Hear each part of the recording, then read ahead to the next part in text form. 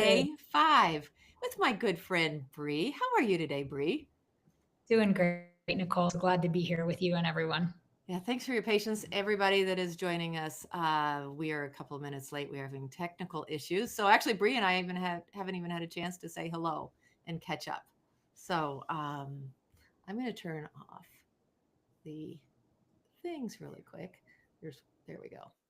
We should have better quality video now. So, all right, let's jump into day 5 of our 5-day Niche Leaders Challenge. I can't think of a better way to end this than to have a conversation with you about you, your book, what you're doing, all of the things.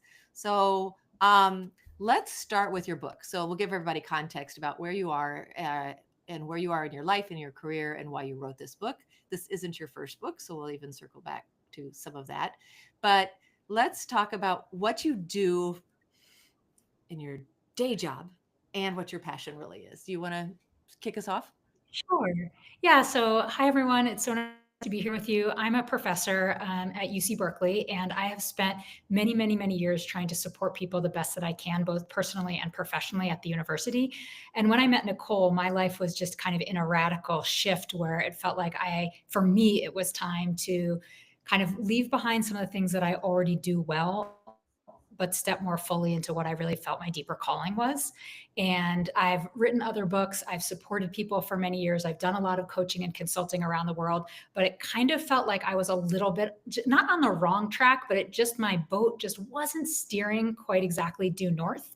And so that is the beginning, I think, of our story together, Nicole. Yeah, and we had such fun in our meetings together exploring because you were a blank canvas. You have a general direction of your passion and we were playing with for weeks like what would this book be about? And we ended up doing a radical shift in the middle of it because the original idea felt, I think, heavy. How would you describe that whole experience? Yeah, so my passion has always been to help people connect their inner journey to their outer purpose. And so when I was really sitting with like all the writing I had done for, years if not decades on that theme of like how do we really go in so that we can then go out, into the world with our best selves, that I had come up with a project idea that just was unwieldy. Like it was too big for me to write and it was also going to be too heavy for anyone to read. And so you had really helped me kind of like refine the heart of the message, but it wasn't until one day that I think we both were like, oh, this Mhm. could be fun and light, and not light in a trivial way, but light in a like sparkly way, right? Of like take people on a deep and profound journey, but make it a little more playful. And Oh, so that moment where we were like, oh, right, profound and playful can live together, kind of inspired. Can I just show the book? Kind of oh, inspired please the do. Yeah. title. Yeah, yeah, inspired the title and the journey of the book because we ended up just calling it and it really was the and of simple and profound, internal and external, personal and universal. And so that was the moment I think where I went from knowing I was writing a book to knowing I was writing this book, and that's Oh, when everything changed. it and it was so fun because there were like doors opening in this process when you opened yourself up to the creativity of this. Doors were opening everywhere for you. It was fun. I'd meet with you in a week and you're like, oh, I did this and I bought that. And major changes in your life were happening. And you just opened yourself up to the process, I think, more than anyone I've ever seen. So you were walking out and big time. Well, and that was the delight of, because you always say that a book is a transformation, right? Not just for the readers, but for the author. And there was something about me saying yes, not just to writing a book, but writing a book with you, writing a book at this moment in time, and writing this book, that it was like, oh, right, I like this book is already in me, but I have to live it. And so the number of changes, because I was just thinking about this before we got on, I was like, oh my goodness, since I started writing this book, I started a new business, I started a new nonprofit, I bought, 40 more acres of land. I bought another new house. I sent one child to college, sent one parent onto the next phase of their life, and just moved into another new house last week. And it was like, wow, this year it was all made possible, not just because of the book project on a materialistic level, right? Because you help people with that, with the strategy of like, no, we want this to serve you well at a Mhm. business level, at a finances level. That's all true. But I think what I hadn't anticipated was when I opened myself to this book, that I was opening myself to a lot more than just the business venture and the strategy venture. I was kind of opening my heart to a new phase of life. And that has really accelerated pretty dramatically, almost, yeah, not frighteningly, but almost shockingly. Oh yeah.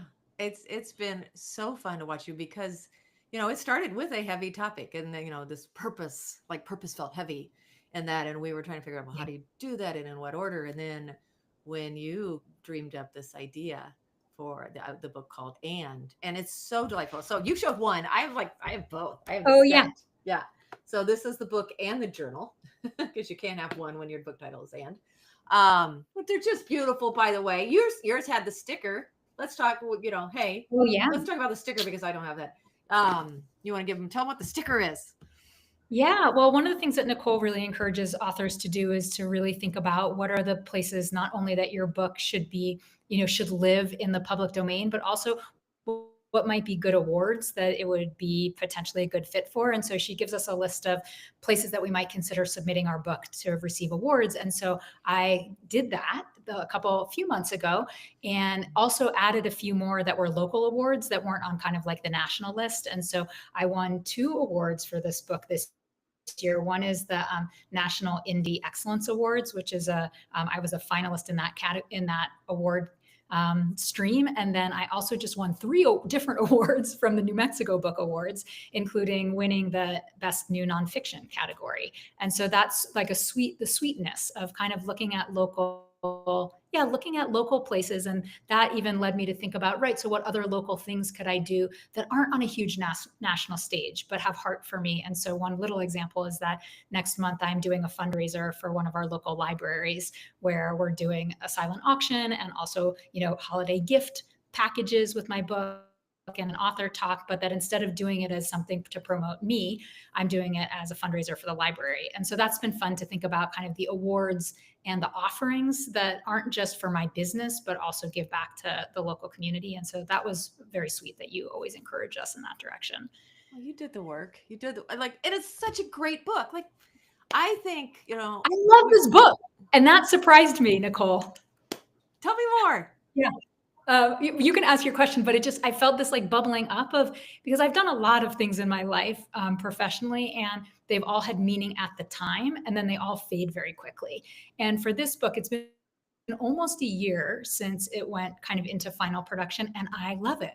Like, I still love it, and not in a kind of egomaniacal way, but just in like, it's sweet. It came from my heart. It came out very simply, and through writing the book, I really refined the method that I use to teach, and that the process that I use to help people shift out of constraint and conflict in their lives into more creative possibility. Like, the method I use for that I really like refined through writing this book, I use every day now in my own life and with all the people I work with, my students, my clients, my consulting work. Like, everything revolves around this very simple process of moving from constraint to creativity. And it works. And I already knew it worked, but something about having it in a book and having people read it as a book and then come back to me and work through it together, I don't know, it's really delightful. Yeah. So one of my hobbies is I like to draw and paint, and I'm it's odd to me when I get done that I can go back and look at it as a third person, as if somebody else Mhm. did it, and just sit there and enjoy it. And Yeah. that's what I hear you saying, and it's so fun. I want to give people like a sampling of what I mean by this book is delightful. I think it's got to me a little bit of that charm of the Little Prince book, right? And it's because you Mhm. did these Mhm. adorable illustrations in here. I mean, can I share? That is just adorable. And then this one I love, like these little like imperfect, delightful, so light, but and what I think is so neat about what you did is you figured out what you were doing as a scientist, like you PhD Mhm. scientist, and you turned it into Mhm. this little enchanting journey of the Yeah. symbol and. Mhm. It, brilliant. It's just Well, brilliant. and I think that's what came to me through the process of writing this book is that, I've spent my life as a scientist studying connection and transformation. Like I literally study like how all of the species on our planet are interconnected and how things change in a big picture way on our planet over time. So like I've had this passion for connection and transformation in my science work for all these years, and then I had that passion for connection and transformation, with humans. And so it was kind of like these two arenas where it's like science and then people work. And that something about writing this book brought those arenas like into really intimate conversation and connection for me, so that I could articulate better to other people, not like a pop science book, but like, what do I really know about how connection is the deepest truth in our hearts and in our lives? Like, what do I know in my heart about connection? And how do I invite other people to be part of that conversation and to experience that level of connection in their own lives? And that to me feels like medicine, not just for us as individuals, but also collectively. And I know we talked about this in the beginning of like this book, which is like a little bit ridiculous to give a book that a title that's the third most common word in the English language. Like Right. it's not easy to find, like it's not right, but that was the energy of like we're at a time in our culture and in our lives where things just feel really divided, and that the medicine of and felt like it was very appropriate to this time, Yeah. and very appropriate to this time in my life, very appropriate to this time in our collective lives. And so that's been, I think, really fun of realizing. Sometimes I think like we shoot like an arrow like a little further ahead than we even knew we were doing it, right? I was like, oh, I'm writing a book for Mhm. now. But then it's like, no, actually, I was writing a book for now, but also for a future that I hadn't kind of arrived at yet, if that makes any sense. Well, that's what we say, right? So the thing that I think you did so well is you didn't look backwards and say, "What do I write a book about that I know?" But this is actually step one of at least three, a three set trio of books now that has evolved. Like that's not when you wrote this book, it wasn't like I wrote three. We did know there was another one after this, but now you like the vision is unfolding, and the book created the Mhm. open door for that. Yeah. Yeah. Do you want talk about where you're headed with this? Yeah. Well, it feels like each I always had this feeling that that whatever I wrote first was going to be kind of part of an expanding trio, something that felt very personal that people could use in their lives right away. And then I always felt that there's going to be something broader about kind of human connection and human relationships and how we operate in community. And then I always felt there was going to be something really big about how we relate to the deepest, kind of biggest questions in our life, questions of, truth and faith and uh, the really big stuff. And it was almost like I needed to expand to be able to write each of those three books well, and that the books also had to be ready for me, right? Because Mhm. like it's a writing is a form. I think of it as a form of connection, but also even kind of a form of prayer, because you're getting clear internally, right? And you have to be really honest with yourself about where you're at and what you can share legitimately and what might still be on the horizon. So Mhm. for me, this and book was the first. And then the book that I just am starting with you, I think right now, pretty much, Mhm. is a book about love. And it really grows out of and, because if we really embrace the concept of and in our lives, the concept that we shouldn't be constantly thinking about the sacrifices and the trade-offs we have to make, but we should actually be thinking about how much are we willing to receive? Like how much are Mhm. we willing to simultaneously open ourselves to? And if we really get that at the and level, then it really brings us in conversation about love in our lives. Like, where are we being stingy with ourselves and others? Where do we need to go deeper and cultivate a really, really powerful relationship in all of the ways in our lives? So I don't know, you can push me to be a little more specific on that, Nicole, or we No. can leave it in the wings as something that's still emerging. Oh, well, let's leave it in the wings. And that I think that was the beauty when we were starting with this first book. It was too heavy because it was too much. Yeah. And you were trying to put too many pieces together. So we just pulled back and let's said, well, what if it was just light? And it was just this first piece. It was the introduction. And that gave you plenty of Yeah. room to play in one sandbox. And now I don't want to put you in a sandbox for book number two just yet because you're going to play in that Yeah. sandbox. I think it'll be Yeah. fun. Yeah. That's right. It's thinking on paper with an expert team. It's just a really great process. Um, I want to talk about your first book. There's something that happened. So we're going to shift gears. Let me just do this. because I Okay. know we also have a hard stop, and I don't want to run out of time to cover some things that I think that are important to our audience. Yeah. And that is this idea of publishing. You and I actually we co-collaborated on this book in some unique ways.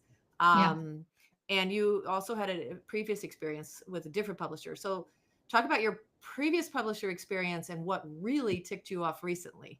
And then we'll talk about how we did this together. Okay. Well, if you're thinking of something specific, you can let me know. But I've published more than 100 professional articles in my life.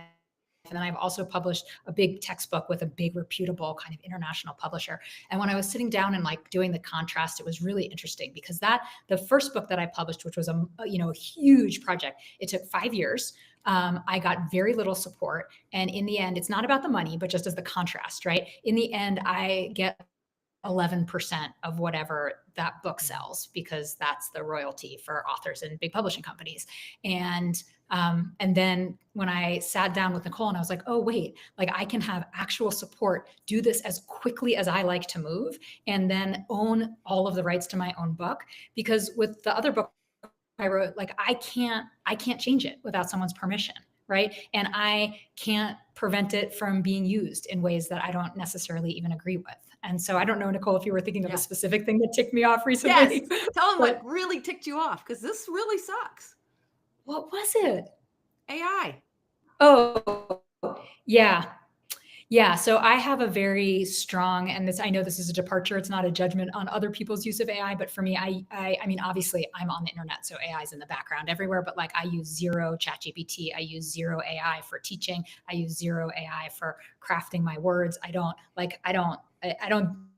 touch it at all. And so I think one of the things that has ticked me off, not only about publishing, but a lot of education right now, is just how much people are willing to give our words and give our thoughts and give our best ideas and really like outsource what I think is the human work we should be doing together. And at the publishing level, yeah, that really ticked me off because it felt like for universities and publishing companies, a lot of them are literally paying AI companies to come in and do the work for them. And so those authors like myself that are like, actually, it really matters to me that I'm doing my own work and that the words are my own, the ideas are my own, the heart is my own, because I do really believe that people can feel it. Like if you are putting yourself into your book and it's you meeting them, like there's an intimacy to that. And if it funnels through AI, it, like, for me, it takes away that intimacy. For me, it's, everyone can do whatever they want, but I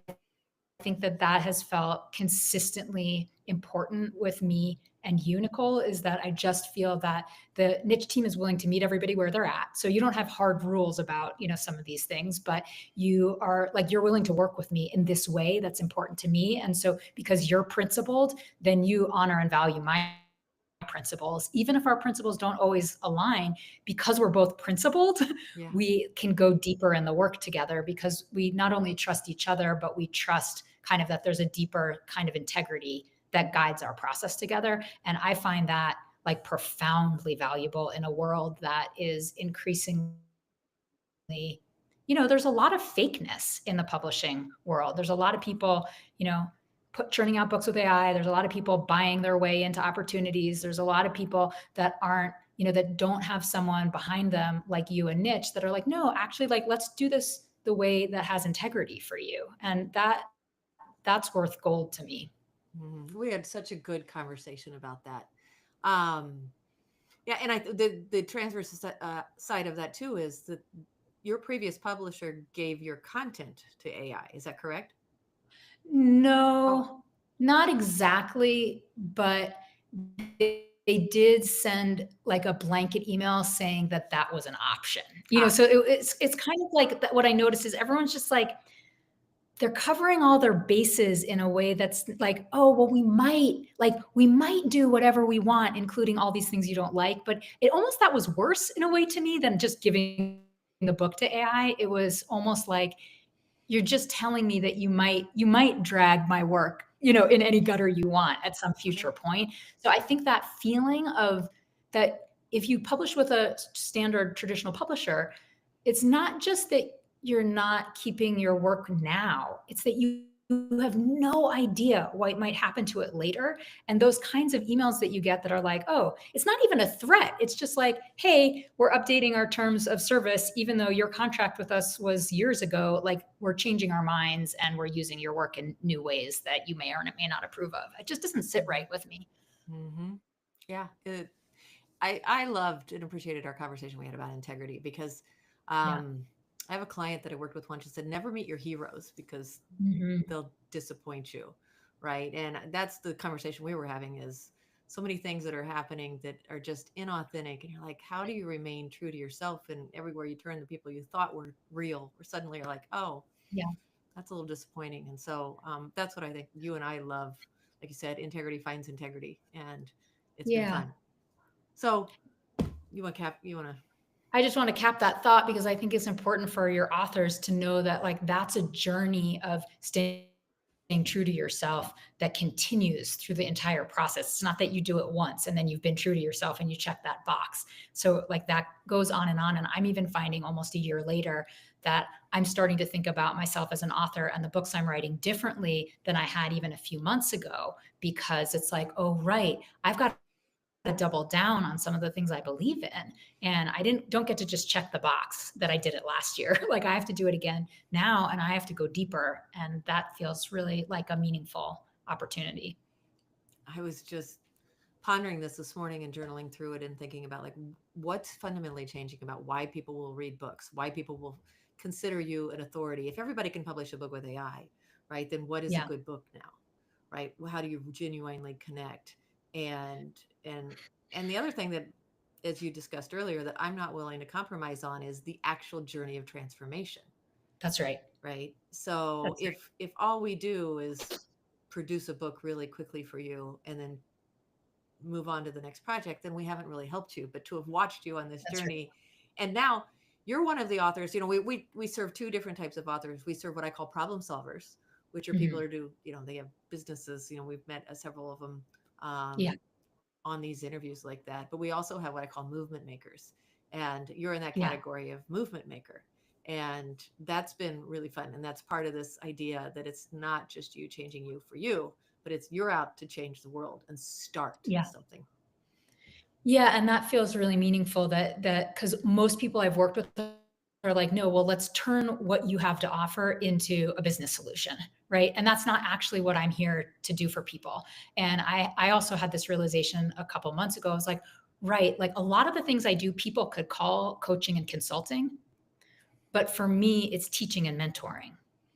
And the energy difference between those two of like I'm here to connect with people really deeply at a really hard time in our world's history. Right. And I don't want someone, I have a 4-step process that I use, but I don't want someone to turn that into like the 4 steps to make $1 million. Like that's not what I'm here for. Like for me, it's a 4-step journey into our hearts so that we can help each other live well in a really challenging time on our planet. Mhm. And I didn't want that to be kind of shuttled into the like marketing business arena. I wanted to stay true to the feeling that that feels to me like a movement. Like it feels to me more like a heartfelt connection and commitment. And you've really been a champion for me to like because I doubt that often, right, Nicole? Because you often ask like, well, what's hard? What's been hard about this? And for me, one of the things that's hard is keeping faith that like I've been given a path to walk and I need to walk it rather than kind of look around constantly and think, oh, but they're doing that and maybe I should and wouldn't it be better? And like, and I was feeling like when I look around at what everyone else is doing, sometimes I feel like, well, maybe shouldn't I be doing that too? Like, shouldn't I be, trying to get on the bigger thing and the better thing? And it's like, I keep having to come back to, because I looked back at the numbers. I was like, actually, Nicole, I have made more money this year than I ever have in my life. and, but that's not what's, I mean, I'm not saying that that's not important to your authors. It is, but tripling that and quadrupling that and sextupling that, like that's not my mission. I have a different mission. And for me to have a mission that's to cultivate a community of people that want to be engaged deeply in heartfelt change in their lives and on our planet, that's what matters to me. Yeah. So I appreciate you for letting and honoring and elevating that being my mission instead of you never have kind of this one size fits all. Like, you have strategies that work universally. So it's not that you don't have universal approaches, but you're very good at honoring people's particular path, and also like being in that conversation of like, well, what should we do and what shouldn't we do based on your particular case. Yeah. Yeah, it would be a much easier path to just say this is the way, this is the path we're working and walking in and walking in it. But no, I think that this is a personal journey and you can't put people in a Yeah, box. and it's part of the transformation that you're helping, that's kind of at the heart of your business, right? Is that if it was just like, okay, let's people have people write books and plug them into a system and make them a bunch of money, like that actually, like, you want people to write books and make a bunch of money, you but if they're not finding their own path through it with your guidance, then they're missing the opportunity. Because most of us that write books, and I hope this for all of your incoming authors, is like, you might think you know what book you want to write, but writing the book changes the book, and it changes you, and it changes how your life is going to unfold, and it changes other people. And so, why on earth, with all that change, why on earth would you want to pump it into a static assembly line process? Yeah. No. Meanwhile, I'm trying to figure out how to scale my business, but yeah, that's the conversation. I know, I That's the know. quandary, right? But we've got frameworks that'll, and we've got an amazing team. You've got to work with all of our team.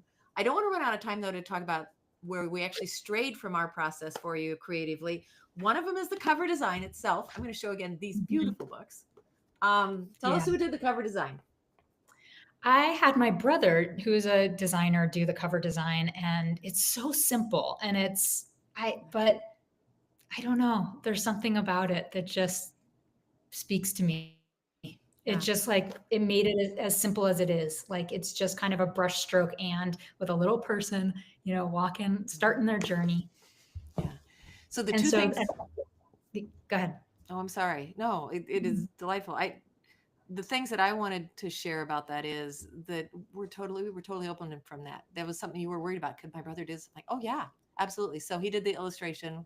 We worked with him. We got the books done. The other thing that we worked with for you is it's actually your imprint instead of ours, right? And that was part of you. That was important to you. Tell us why it was important to you. We every author has that Yeah. opportunity. We generally, the imprint gives credibility and clout. You had that in other ways. Um, Yeah. Yeah, and I think it's so wonderful for people to be able to publish under this reputable, niche press, and it sounds nice. Like, I love the sound of that, and I loved working with you. So for me, it wasn't that I didn't want that. It was that I was very, very certain that for whatever reason, this book was the beginning of a really big journey for me. And while I was writing the book, kind of the name for the institute that I'm developing, because I have a nonprofit, and I'm working on developing a retreat center, and there's like a lot of other things happening. And the name for that came to me in the middle of us working on this book, and it's the hearth. And the hearth is for me like a metaphor of kind of like old school warmth. Like, what do we do when we gather around the hearth together? And so I really wanted to have an anchor point for me. It's almost like a commitment to my future self, right? Of like having this called Hearth Press feels to me like it's the beginning of something. And I find this like every week something happens where I'm like, oh, that mattered, because I just was on my land this last a couple days ago in New Mexico. And as I was feeling really sad. This is a different story, Nicole, but during the writing of this book, a whole bunch of things came through about what's next for me. And a whole bunch of magical synchronicities happened. And when I went down to New Mexico just now, a bunch of them fell apart in a really interesting like way that I was kind of like in tears, feeling like, uh-oh, was I wrong? Right? Because that happens on this path. You're like, oh, I thought I was going here, but maybe I was wrong. And right in the middle of crying in New Mexico, I was like, oh, this is changing shape right before my very eyes. And I'm being told what the next step is. Like, there's still the dream I was given and the vision I was given, it's still going to happen. But I was told that the next step, which is so small, but that I am supposed to open the home I have there on 80 acres as writers and dreamers and contemplators retreat space for people to come. And I was like, oh, something is shifting before my very eyes. And that's a long answer to your short question, which is why did it matter to me to have it called the Hearth Press? Is because it was a commitment to myself that I'm building something and I'm listening to something and I'm going to follow it wherever it wants to go. And if it changes course in the middle, I'm going to still follow. So thank you. I know that was a little rambly, Oh, oh, but I you're love it. part of that, Nicole. Like you're part Yeah. of how this like grows and changes. And I feel like it's not just you that are part of it, but it's your authors and the readers, and like there's a community that comes from being together doing hard things that matters. And so I think you're always really sweet about honoring that. Like we get together as authors with you, not just Mhm. one on one, but as a group. Like there's a community element to this that means we're supporting each other's dreams, and that's been really important. Yeah. Oh, I remember that fire or fireplace of yours in the background as we were trying to find like what's the brand, what's the core element of who you are and what you want to do and bring people together. And we realized this idea of hearth was the perfect Mm-hmm. symbolism for that. And then we talked about it, whether that be the title of the book, and it just evolved into the imprint. And I think that's beautiful. Yeah. Um, just to clarify again for our viewers, what's unique about what we do. They're traditional publishers, right? So that is the typically the big five, and that's you had your textbook published under traditional publishing house. Then you have hybrid. Hybrid publishers, there's different Mm-hmm. models whether or not they own the rights to your content or you own the rights to your content. I think a lot more hybrid right now are allowing the authors to maintain the rights to their content. But what hybrids are still holding on to is the rights to your production Mm-hmm. files and to your retail accounts. And that's what we fall right below that line. So we are professional publishing, but Bree owns her own accounts. All of our authors own their own accounts, which means you buy your own books at cost, right? And that's how we were able to say, look, do you want to use our imprint or do you want to use your own? And we chose that this was absolutely the right thing for you. And I'm thrilled that we were able to do it. Yeah, and the important thing about that model is that if I didn't like that model, I wouldn't be working on my next book with you, Yeah. right? Yeah. And I'm not working on my next book with the prior publishing company that I used, which was a Mm-hmm. much bigger, more internationally known publishing company. And so in that way, I feel like the proof is in the pudding on kind of the fit of this model for Mm-hmm. your authors is that a lot of us come back and work with you again. Mm-hmm. Thank you. That's awesome. All right, so we're running low on time. Tell us what's next for you. Like, well, actually, before we do that, what was the hardest part of this for you in the journey? What surprised you about the journey? I think we've talked about this already a little bit, but for me, I think the hardest part um, has been and continues to be like really listening and staying really true to myself.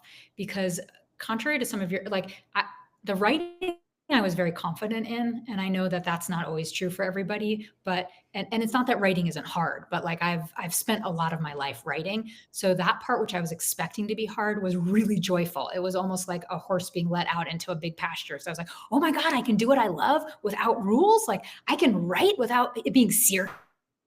Like I can write without having, it go through 10 rounds of peer review. Like this is a delight. So the writing was easier than I expected. The harder than expected was I would call it temptation to kind of stray from my path. And that almost, because I know your writers always say this of like, this is a longer process than people think coming in. Like the book goes fast. This book goes faster than anyone expects. Like writing and publishing a book with you, like so much faster than it's possible with any other publishing company. So that part, even if it's hard for people, it's fast. But what all of your authors say is that after that is a slow burn, right? Like we're almost a year since I published my book, and I am just beginning to understand what I want to do with it. Mm-hmm. And I think that was the harder part is like, I kind of tested out a lot of different ways of promoting the book. I tested out a lot of different possible business models. I tested out a lot of different things. And now only a year later, I'm like, okay, now I know. And now it's time. And being patient with that was really hard. Mm-hmm. I think so, we're an instant society, and there's this misconception that if you don't get 1,000 books out in your first launch, that your book is a failure. And when the reality is, I think, what do they say? 80% of a traditional publisher's income comes from books that are at least 6 months old or much older than Mm-hmm. that, right? And it's a slow process. And Yeah. finding out, what works for you. the other nice thing about our model is we don't have a royalty model. So I'm not Yeah. breathing down your throat asking you, how are you going to make me money? Right? Like, Right. Yeah. where's my royalties this month? You know, Bree, why aren't you sitting in booths selling more books for me? That's not our Yeah. conversation. It's really just, wow, what's God doing in your life now? Where are you Yeah. going next? Yeah. And it's very, we're not robots and we don't just necessarily like put out our content video every Monday and reach out to all of our allies every Tuesday. And like some people are really good at that, but most of us, myself included, are very rhythmic. And there's meaning behind the timing in our lives. Mhm. And there's like a mystery in what order and what pace things want to unfold. And so even during the months where I was like, I should be doing more, there was something quiet inside me that was just like, hang on, honey, like other things are happening in the background that you can't even fathom, that mean when it's time for you to take the next step, like that's like you're going to be planting the seeds in more fertile ground. And that's felt sweet to not be rushed, you know? That's beautiful. Yeah. Yeah. There's a lot of things going on in your life that makes that even more important. So congratulations. Well done. Yeah. Uh, all right, we've got a few more minutes. Any parting thoughts for people? Because this is the last day of our challenge where we really talked about stepping in to becoming a leader. Um, Yeah. People just a lot of times don't feel ready. What do you want to encourage them with? Yeah, it feels to me like the arc of your week with everyone is, you've provided so much expertise and so much motivation. And I think on the last day, what's really important for people to realize is like, as they dream about all those possibilities, like all the ways their business might expand, all the readers they might be put in touch with, like all of the possibility for their future, that to me, the last day, it's really appropriate to kind of like make that U-turn and like come back into your own heart and just realize that like if you've been called to do something and write something and share something, and it's as simple as that. Like there's a lot of strategy, there's a lot of possibility, there's a lot of things that will come for it and from it, but it's almost like a single pointed reminder for me at the last day of like it's in your heart. You've been called to do it. And it's as simple as saying yes and then trusting the process. And I don't mean it in a cavalier way, not just like say yes and then figure it out later. I mean, like, really, if you're saying yes to what's been put in your own heart, everything else will come together to support it, even if it doesn't look exactly the way you expected. And so I just feel if people are listening to this today, that it's a day to be reminded that what's in our hearts matters. And honoring that in a way feels like our primary commitment in this lifetime. And the blessings come from honoring what's in our hearts. And Yeah. so I appreciate everyone for being here, and you and all of the people who are on your team that really help people stay true to what was in their heart all along. Yeah. And isn't that powerful if we can just connect a bunch of people who are doing what they're designed to do and gifted to do uniquely, amazing Yeah. things happen. And that I hadn't really looked at it, but that's why I trust the process. Yeah. That's why I trust the process. We start with the goal. We didn't know what book to write for you, and we Yeah. found it all in the Yeah. process. So And I do think that having people say yes to writing a book with you, they need to trust that they will find the book, because that's what I kept coming back to before we got on. Is like, I decided to write this book twice, right? Once when I decided to write a book, and once when I decided to write this book. And you can't get to this book without the a book, right? Like you have to decide that you're writing a book, and then the right book kind of emerges and meets you as you're going along, yeah. if that makes sense. So I think that commitment of like, no, I'm writing a book. That's a really sweet commitment for people to make. Hmm. Yeah. And in a year. And we're gonna do it. We're gonna do it. Yeah. Very nice. All right, That's Bree. Thank you, Nicole. Wonderful. This has Yeah. been such a great conversation. Thank you so much for sharing your story with everyone Yeah. here. Nice to be with you, and Thank hope you. everyone has wonderful, delightful things come from that one little decision of Yeah. time to write a book. Let's promote the book again. Get the book. And it's a delightful read, like charming. It's so good. Thank you so much, Bria. All right, we're gonna say goodbye now. Thank you. Thank you. Bye. Take care, everybody.